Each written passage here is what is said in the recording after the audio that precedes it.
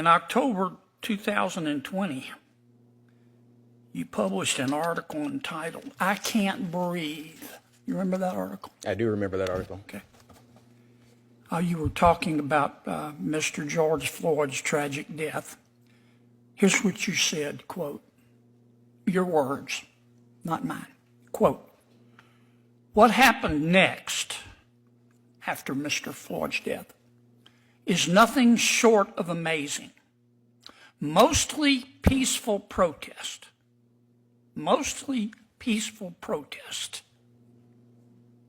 broke out almost immediately in Minneapolis, and the use of excessive force by police officers became the villain in a sea of protesters," end quote. Did I read that accurately? That sounds correct, yes, Senator. All right, and then in October of 2019, you wrote an article entitled "Raising Responsibility, a Concerned Parent's Perspective." You remember that? I do remember that, yes. Did you take a position in that article? I recall my position being talking about how am I going to address issues with my children. So you did take positions, unlike what you told Senator Durbin. What I told Senator Durbin that I try not to take positions. Okay. Well, I want to read you from your article. Quote, your words, not mine. "Needless to say, I have a guarded opinion about the police. How do I teach my sons to respect them and fear them at the same time? There can be no question that police officers have some of these same internal or external biases." Let me repeat that. There can be no question that police officers, not some,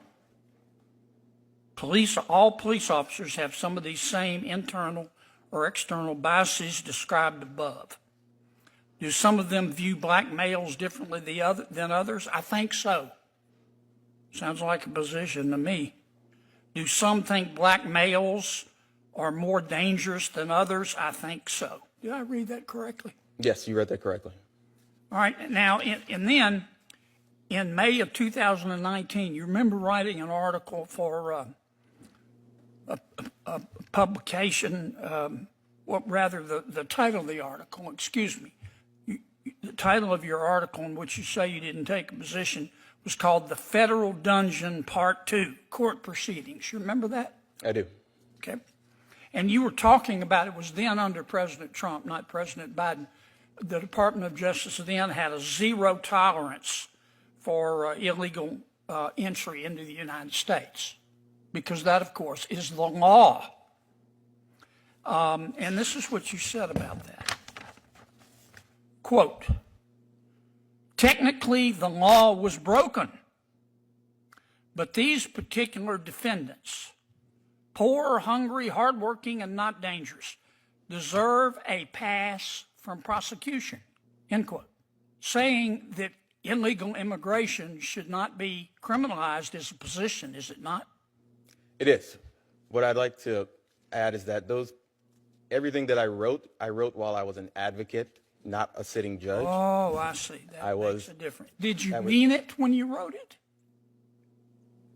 When I wrote it? Did you mean it? I meant it when I wrote it because... Okay, but you don't mean it now? I do not mean it now. So if you take off your advocate hat today, do you have your advocate hat on today? I am no longer an advocate. I'm a sitting magistrate judge. Okay, so you don't tell the truth when you're an advocate, but you do when you're not? Is it okay to lie if you're an advocate? I don't follow the question. I think it's pretty clear, and I think you follow it. You've taken a lot of radical positions, Judge, and you can't make this catwalk backwards. Now, you can't make this catwalk backwards. I have one question for our second judge here. Judge, you remember a couple years ago going on a broadcast called Visible Voices Podcast? All right. Here's what you said. It was just a couple years ago. Mm-hmm. So we're not talking way back in law school or anything. We're talking about a couple years. You'd been on the bench how long? 8 years then? I've been on the bench almost 10. Yeah. Well, but when you said this, in front of God and country, you'd been on the bench 8. You said it in January 31, 2022. Here's what you said, quote, I think that COVID has brought a lot of these issues to bear, especially in the legal profession, where I tell a lot of people all the time, we, the people, never included people of color or women. When you have an institution that is set up by property-owning white men for 200 years or so, it wasn't geared towards thinking about what would be the best work schedule or how we could really incorporate women with children in this field. So it's been a challenge that COVID was exacerbated, end quote. Did I read that correctly? Yes, Senator, you did. And then you go on later in the podcast to call for quotas based on gender, don't you? No, sir, I never, Yes, you ever do. claimed If the anything senator about will give quotas. me time, I'll read what you said. May I finish reading what you said? The witnesses denied believing in quotas based on gender, and I have the quote. Senator, you may read the quote, and then she will give an opportunity to respond. Okay, here's your quote, Judge. Your words, not mine. Quote, I think recognizing implicit bias is really important. Me too. But I'll be honest, I don't think that's enough.